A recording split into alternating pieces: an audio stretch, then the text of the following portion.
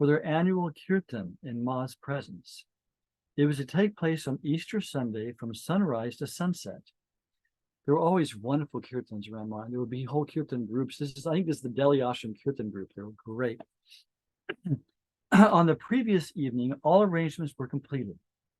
Some of the Dehradun devotees wanted to give a feast, a bhandara, on the occasion and sought Ma's permission. She asked, "How many people are you going to provide for?" One person said, 200. Mataji remained silent. Another said, "Ma, if you permit, we can make arrangements for, say, 300.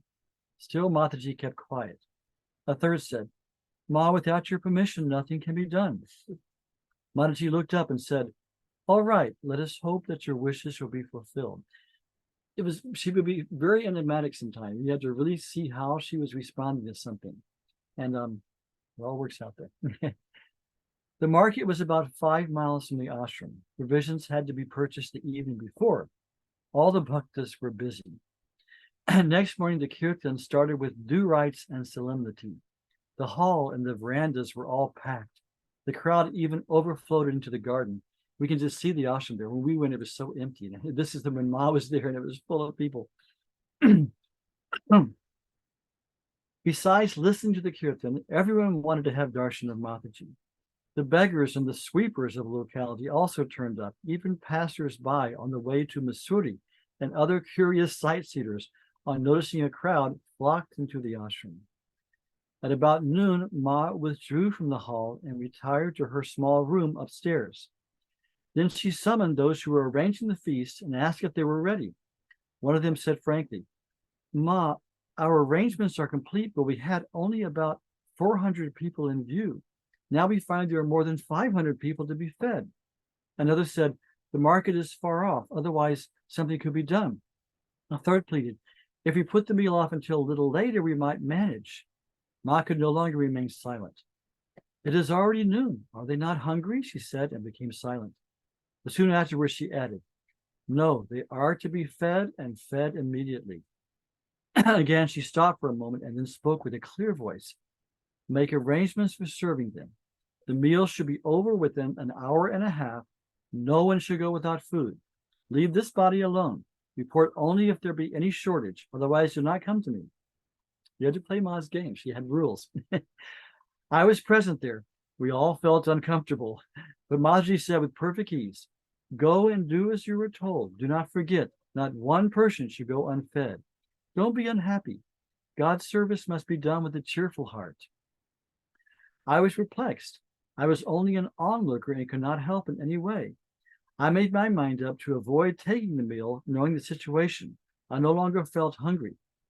But after a few minutes, Guru Priya Didi came to me in haste, saying, "Dada, please come soon. Haven't you heard Ma's command? Everything must be over in an hour and a half.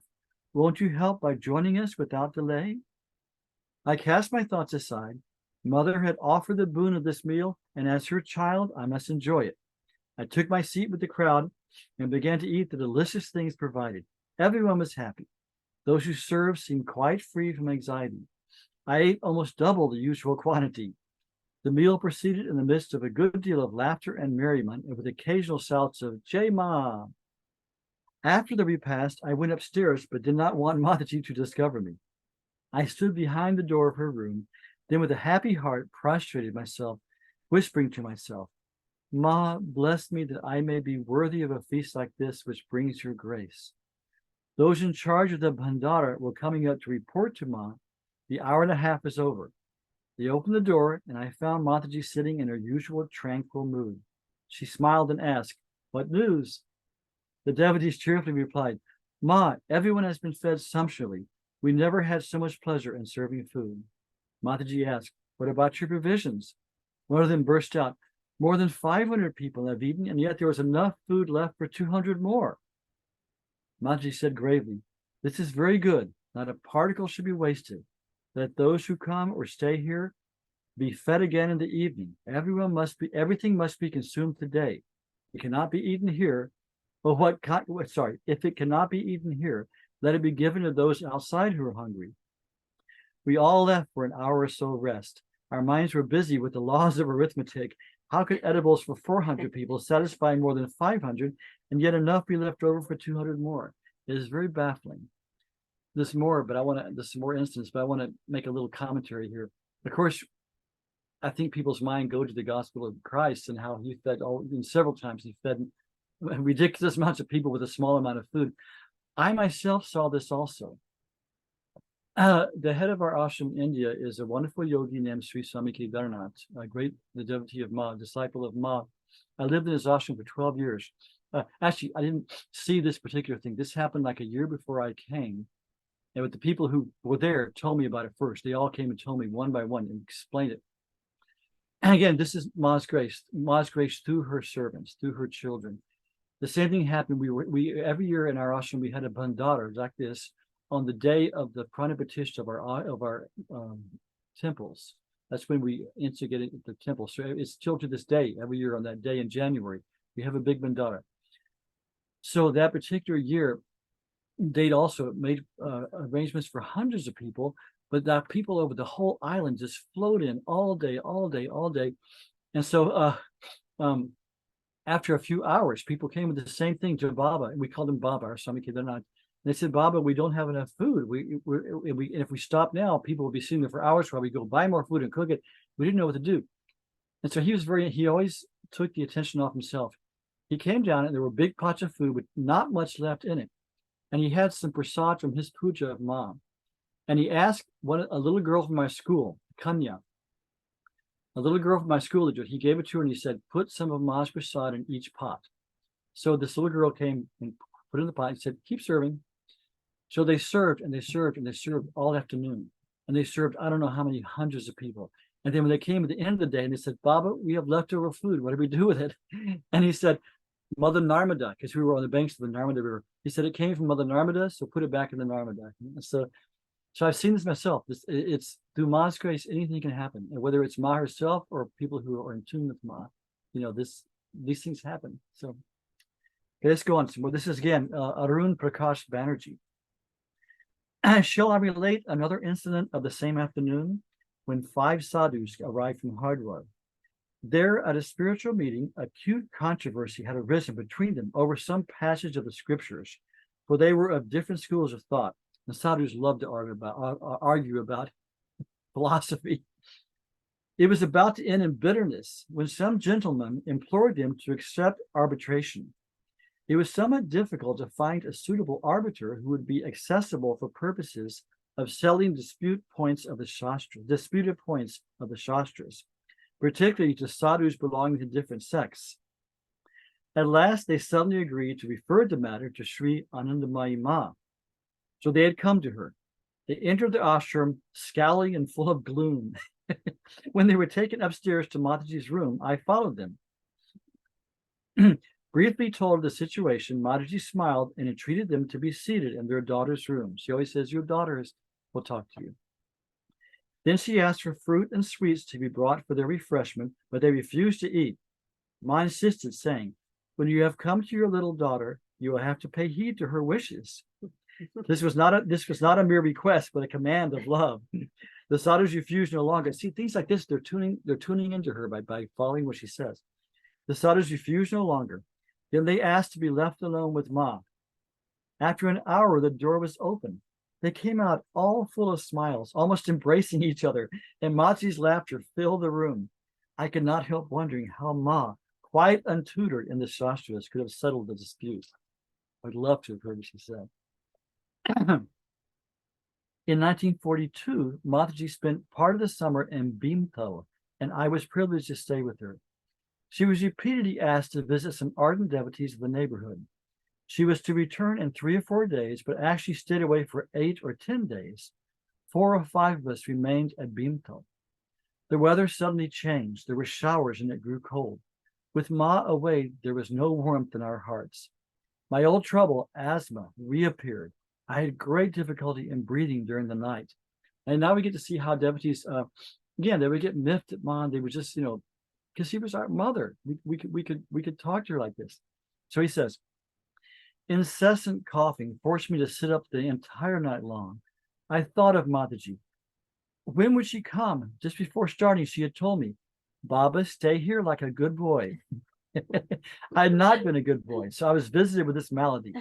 How long could I wait without treatment? I wanted to see a doctor in Lucknow, but of course, without Ma's permission, I wouldn't go. But she delayed. At last, she came one evening at dusk. Someone who had accompanied her came running to my room. Dada, how are you? Ma was very anxious to return on your account. For the last few days, she repeatedly said that you were not well. Are you not well? Mataji has come. You will soon be all right. No one even told her, but Ma knew. He was far away, unwell. I was no doubt relieved by her return, but did not show satisfaction. I was inwardly displeased and unhappy. When she knew of my illness, why did she not come earlier?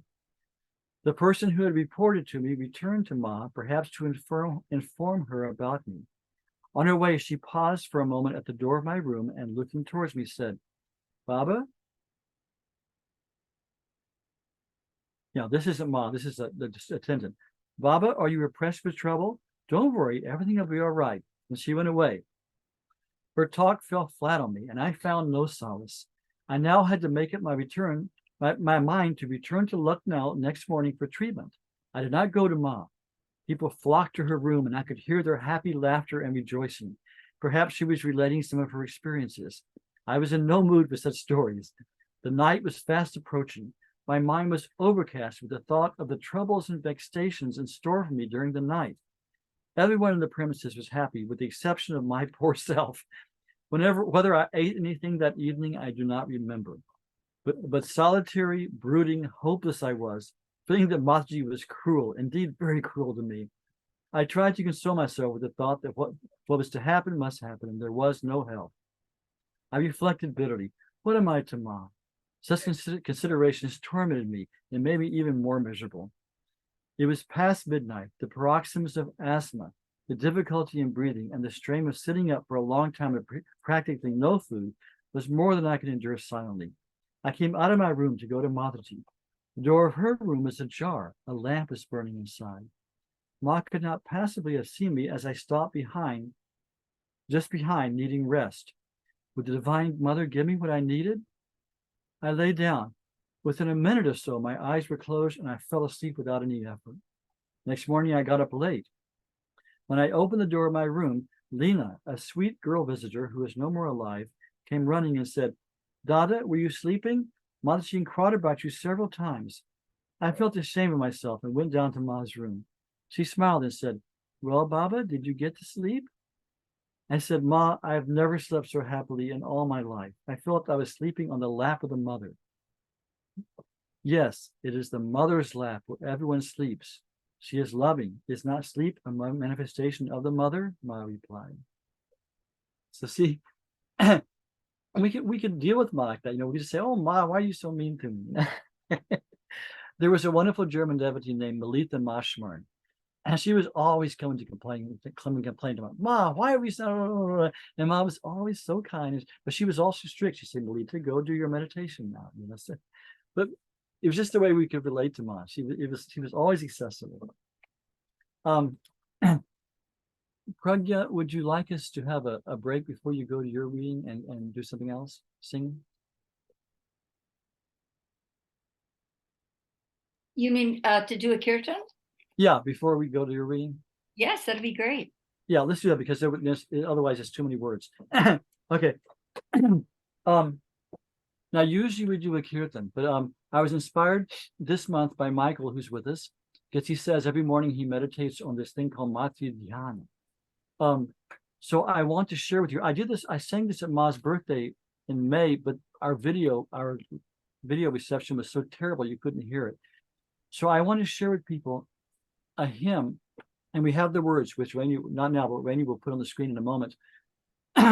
This is really a part of our Anandamayi Ma heritage, our lineage. This is a really important part of our lineage. I think everyone knows in the previous years in this satsang, remember we went through all these different people lives who were close to Ma and her closest devotees, and we talked about each one of them.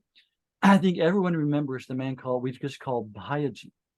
Bhayaji's name was Jyotish Chandra Roy, and he was the one of the agricultural ministers of Bengal, high-placed government official he was one of the early devotees of Ma. He came in the 20s, the 1920s, and he was very close to Ma. And eventually he left everything and just traveled with Ma. And he went to Kailash with Ma in Bholanath and took sannyas there and died. He passed away in front of Ma with Ma's hand on his head, looking at her and saying, Ma, Ma, Ma. So, and he was the one who wrote the first biography of Ma called Mati Darshan, or Mother is Revealed to Me, which is still considered the most wonderful biography of Ma. So he, in our tradition, he's considered, Bhaiji just means older brother, respected brother. So Bhaiji is considered like the model devotee for us. Whenever we look at his life and read his, he recorded many things for us. So when Bhaiji, and Ma saved his life on three occasions. One time he was drowning, one time when he had tuberculosis, she cured him. In the early days, when he was going to Shaba Gardens to be with Ma, he came home one night and was meditating. He meditated all night. And in the morning, he came to Ma and he said, Ma, I was there meditating and suddenly this entire hymn to you just appeared in my mind. He always claimed, I never wrote this. He said it's a hymn that's vibrating in the universe to Anandamayi Ma. And I just wrote it down. And so Ma listened to it and she said, you should sing this in the evening kirtan. She said, you know, it's something real. So from that time to this day, in all of Ma's ashrams, this is sung first thing at all the kirtans, in the evening kirtan after Arati. And in our Ramasharanam ashram also, in fact, it was, when was it, 2019? 2019 or so, when Gloria and I were in Masharanam, that our Swami Guru Sharananda, who runs that ashram, asked me to teach it to the boys there, because we have some very talented, musically talented young men in the Gurukul. So I went every evening, we have a class for a couple hours, and there were like 5 or 6 of them who play the harmonium and sing beautifully. And we went through this over and over and over, line at a time, so that now they know it. And when we go back now, they're singing it beautifully in the evening. So it starts with called Matu Bihana, and it's a lot of heavily Sanskrit terms. There's a little bit of Bengali stuck in, but it's mostly Sanskrit. And this is like just a hymn to Ma. So Rainu, if you could put it on the screen, please. Okay, so just follow and just the reason I wanted to share this is, you know, like I say, this is an important part of our lineage with Ma, that Ma left us. And so you can just feel this hymn, which resounds through the universe, and you can see the English words there. Okay? Okay, here we go.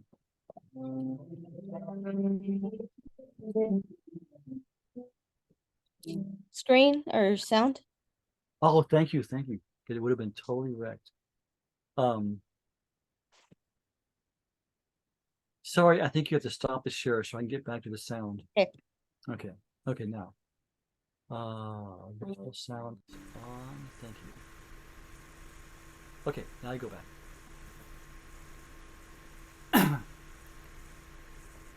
There we go. Okay, here we go. Shri Shri Anandamayi Mata Ki Jai. Om Vritta Sahaja Samadhi Viprathin Hemakanthin Nayana Sarasabhyam Snehara Shinkiranti Manasikalat Bhaktin Bhaktamanandayantin Smita Jita Sharadindu Mataram Dhimahi Papana Shakala Kalpam Kalpa Vrikshopamanam Sharanagata Jajanana Tarakam Klesha Pasha Hridaya Kamala Madhye Stapavidye Hamatu Vihita Vivita Kalpam Padapitam Bhajami Shri Padapitam Smarami Shri Padapitam Namami Jaya Hridaya Vasini Shuddha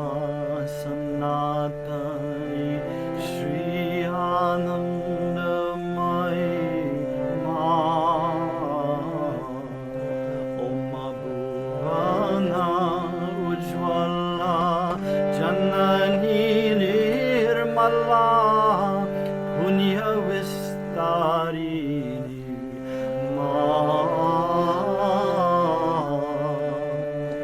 O Maharaj Rajeshwari Swaha Swadha Gauri Pranavarupini ma. Om Somya Somyatara Satya Manohara Purna Parakpara ma. Om Ravi Shashi Kundala Mahavyoma Kundala Vishwarupini ma. Aishwarya Bhatima Madhurya Pratima Mahima Mandita ma. Om Rama Manorama Shanti Shantakshama Sarvadeva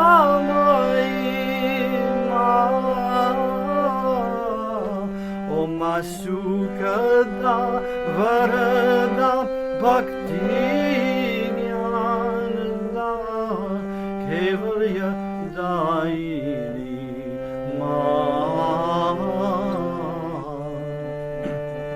Om Vishwa Prasavini Vishwa Padini Vishwa Sanaharini ma. Om Bhakta Prana Rupa Murti Mati Kripa Trilokatarini ma. Om Akarya Karna Bhuta Bheda Bhedatita Parama Devata Om Vidya Vinodini Yogi Janaranjani Bhava Bhaya Bhanjini ma. Om Mantra Bijatmika Veda Prakashika Nikhil Vyapika ma. Om Saguna Sarupa Nirguna Nirupa Mahabhavamai ma. Om Mugda Chara Chara Gahe Nirantara Tava Guna Madhuri ma. Muramili Prane Prane Mako Pranami Shri Charane Jaya Jaya Jaya ma. Muramili Prane Prane Mako Pranami Shri Charane Jaya Jaya Jaya ma.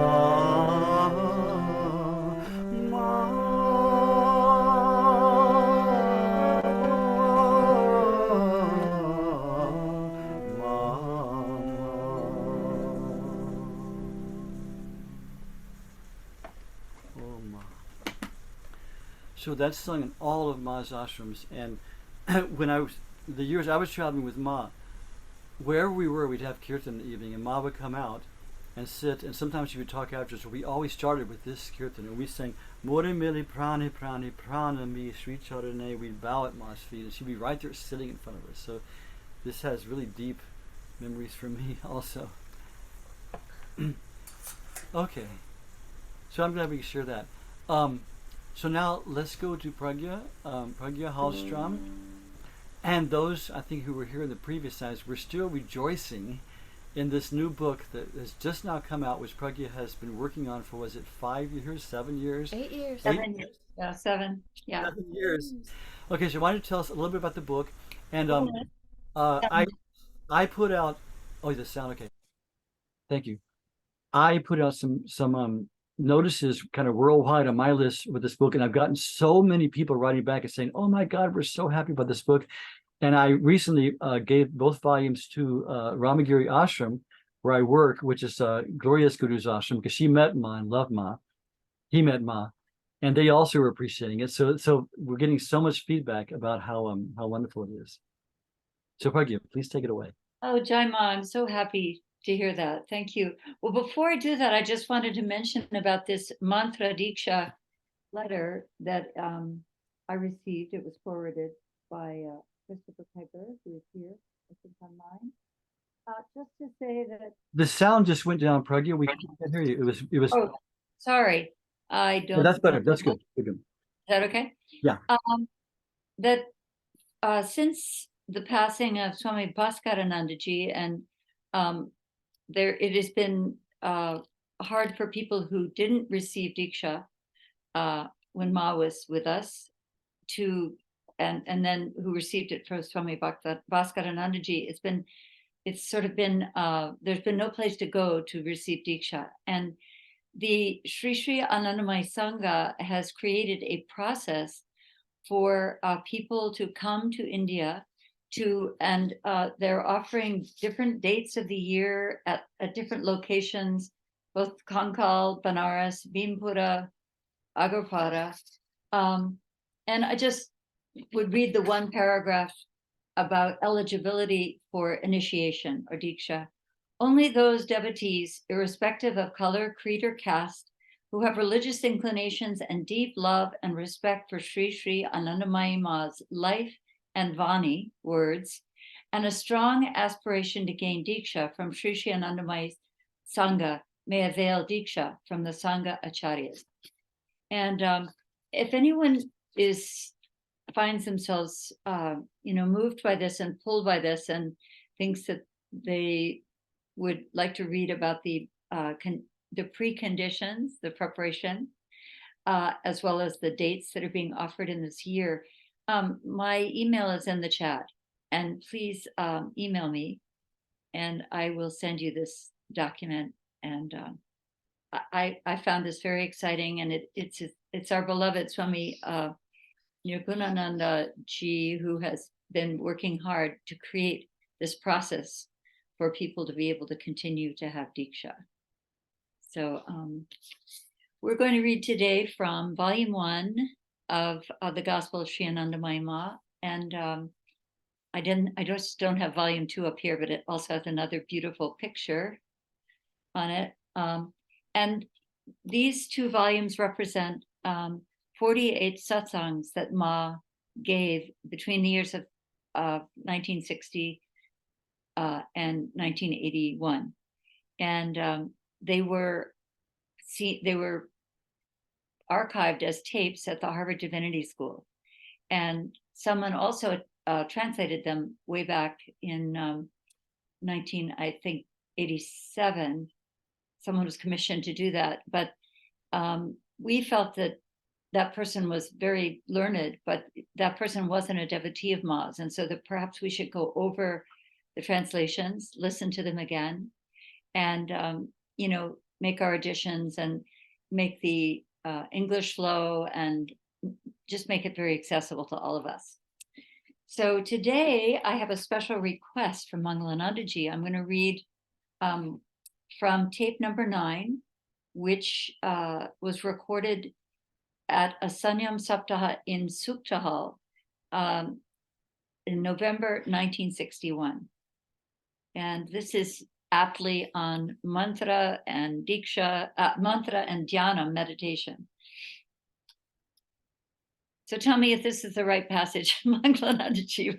I wrote it down when you told me. So, questioner, should we do dhyanam also, meditation? Shri Ma, Yes, you should do dhyanam too. It occurs on its own. When your mind is absorbed in japa, that's the repetition of the mantra, you concentrate on the akshara, the sacred syllable. Concentrating on the akshara means concentrating on Brahman, ultimate reality, because akshara is Brahman. That is why we say akshara Brahman. We call him Shabda Brahman, God is sound or transcendental sound, as well as akshara Brahman. If you are unable to understand what is meant by akshara, go and ask any Mahatma. He will explain it to you. What is mantra? Mantra is that which saves the mind. Mantra, mana plus trana. Even an akshara is a mantra. Mantra is the name. Nami, nami, abhinna. The name and the named are one and the same. What is the name? What is the mantra? It is the Swayam Vigraha, the self-image of God. When one does japa with his mind on the akshara or mantra, he manifests himself with a capital H. For example, there is a small seed of a tree, a tiny seed of a big banyan tree. The whole tree is contained in that small seed. When you sow the seed, it produces a tree. The big tree manifests itself. It manifests its whole image, its Atma Svarupa, form of the self. You see, the very seed which you had sown in the earth in the form of a big tree. So the seed and the tree exist together in one thing. The seed is in the tree and the tree is in the seed. They are not separate. It is the same thing with Bhagavan Nama, the name of God, and mantra also. The whole one is in that nama and mantra. Just as the infinite tree lies in a small seed, in the same way, the infinite self lies in the mantra or akshara. He himself is there in his mantra and akshara. Whatever name you recite, you should keep that God alone in your mind. He himself is there in that akshara and mantra. When one continues reciting them, he on his own manifests himself. There is a reason for that, right? Look, just as you sow the seed in the earth, in the same way, when you recite the akshara, meditating upon its meaning, you sow that seed of akshara or mantra in your heart. The heart is the earth for the akshara bij and mantra bij. That's the seed syllable. When you sow the seed in the earth, it is connected with its ma, its mother. It is joined with the Shakti of the earth. This sanyoga, this union of the seed with its mother, causes the substance in the seed, the tree, to manifest itself. Similarly, when you sow the seed of the akshara bij or the mantra bij in the earth of the heart, it is joined with its mother, bhavana, that's feeling of devotion, the spiritual energy lying in the heart of the earth. That union causes the substance of God lying in the akshara bij and mantra bij to manifest himself. It is his nature. He cannot help but manifest. It is his nature. He cannot help but manifest. Therefore, the first thing that one should do is recite the mantra, keeping the meaning in his mind. What is the meaning? The meaning is he alone. Therefore, when a person recites the name or mantra with complete devotion, absorbing himself in it, the Atma Tattva, the true nature of the self, cannot help but manifest. He manifests on his own. It is his nature to do so, and he will do it just like that. Jai Ma.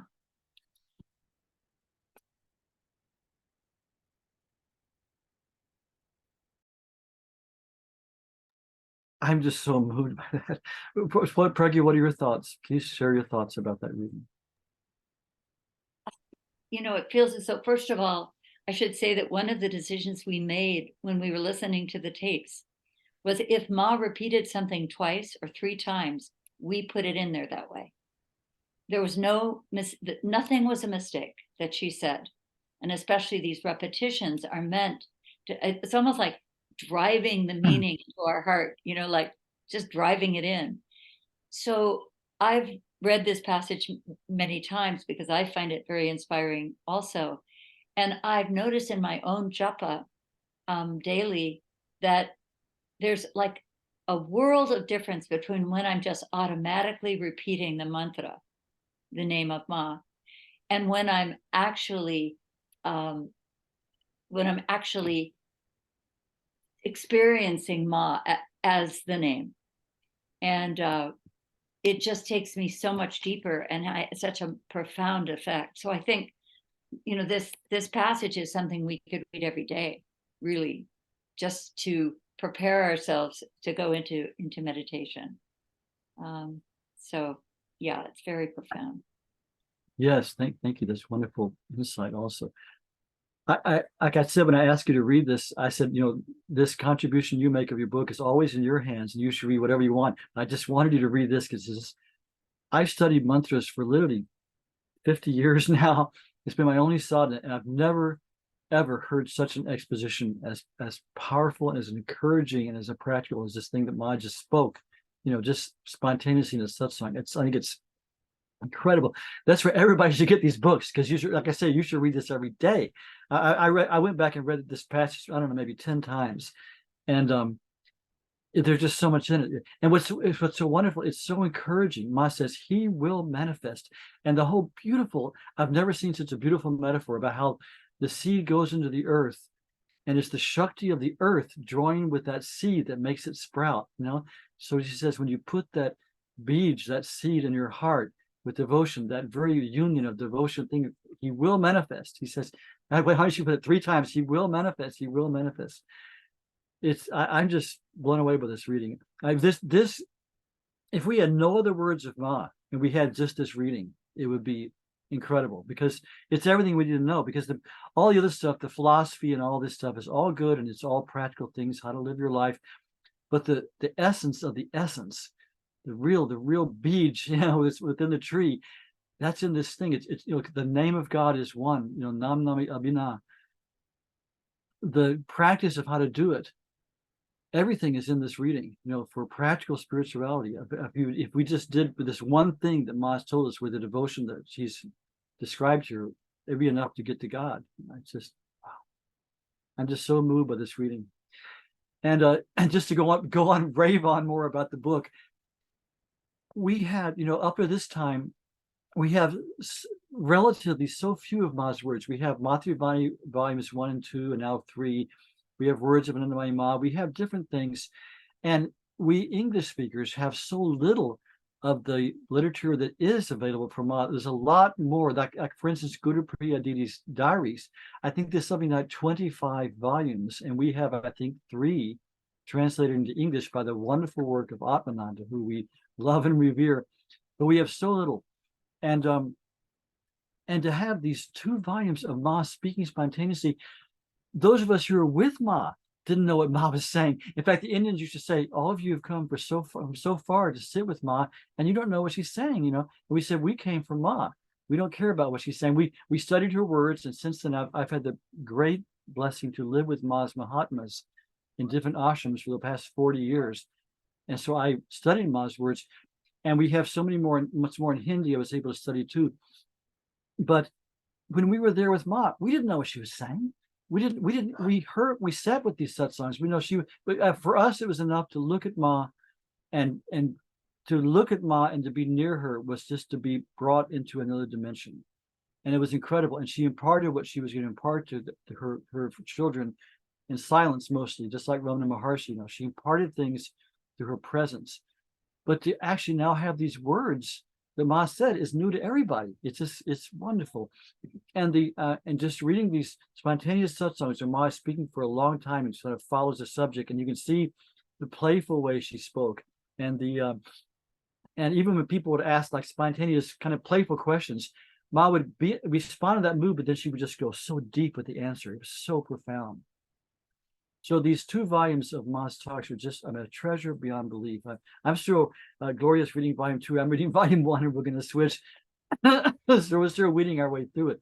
but it's just wonderful. And the reading today, I think, was the essence of everything Ma said, you know, just because the main thing he talked about was the name of God and the mantra and how to say it and the importance of saying it. So thank you 1,000 million times, Pragya, for all your work you put into this. And you really see the all the work you put into it, you know, the attention to detail and how everything is so nicely done. It's just a beautiful contribution. And, you know, Pragya's been reading from it for several years now in our monthly satsangs, but now we have the published book everybody can get right on Amazon. It's like $20 a volume. It's even priced well. Okay. I'm raving on and on now. I was very happy that it was affordable when it all came down, because we had to decide to have it 1 volume or 2 because it was 900 pages altogether. But yeah, I mean, for me personally, I mean, thank you for thanking me, but as you can imagine, it was my total honor to do this and a complete blessing. You know, as I've probably said before, I've probably read each of these passages 100 times at least, you know, in the process of editing. And I just feel as though, again, Ma was saying, this person here, this Prajna, she's pretty dense. We're gonna have to make her read a lot of times before she really understands it. So I feel really blessed that I was asked, you know, to do that, to repeat it and repeat it and repeat it. And I still am so happy that it's here for me to read again. So yeah, it's a living part of you now. That's what's beautiful. Yeah. And it's true, any small seva we can do for Ma will give us. Like I feel, you know, I do my own sadhana every day, Gloria and I do her own sadhana every day. But this fact that I can do this monthly satsang and offer this meeting where we can study Ma's words and everything, to me, it's such a joy. I feel it's a small seva I can do for Ma. I'm so grateful for that. When I'm able to do Kirtan, you know, and with people in different locations, I feel sharing that name and talking about that also a small seva I can do for Ma. So Ma has assigned you a really important seva and you did it well, and it's really wonderful. thank you so much. I just wanted to say last weekend we had the blessing of going to visit some friends up in the North Country of New York near the Canadian border on the St. Lawrence. And Rajiv and Geetika Narula are friends of ours who we've never met. We met them online just like this. And we decided to have a kirtan at their house in their shrine room and tell stories of Ma and the saints. And I told the story for those of you who have started reading the book. There's some stories that Ma repeats many times. That they have a little boy who's 4 or going on 5. And I told the story, Where is God Not? Which is the story that Ma tells a lot of the farmer and the king. And even this little boy got so excited about this story where the king answers the farmer answers the 4 questions that the king, you know, puts forth, and none of the great pundits can answer it. So the other thing about Ma's teachings is there are these repeated amazing stories. And I hope sometime we can maybe talk about, maybe we'll read a story and talk about it, what we get from it, what we think the lesson is. Because didn't she give a lot of story? I mean, Mangalanandaji, do you remember her telling stories a lot? Yeah, well, like I say, most of what you said, I didn't speak Hindi at the time. I do now, so I didn't understand them. But she also, she would sometimes relate things in parables the way Jesus did. It's interesting. Yeah. I think there is a small book of some of the stories that Ma published. Some of her favorite stories. Actually, Zareen is working on a book in English translation of 50 stories. Oh my gosh. Wonderful, wonderful. That's great, Christopher. It's been collected from here and there. Great. Oh, I can't wait to see that. Wow. Things are really more resources are coming out about Ma. It's really wonderful. Good. Okay, so thank you, Jai Ma.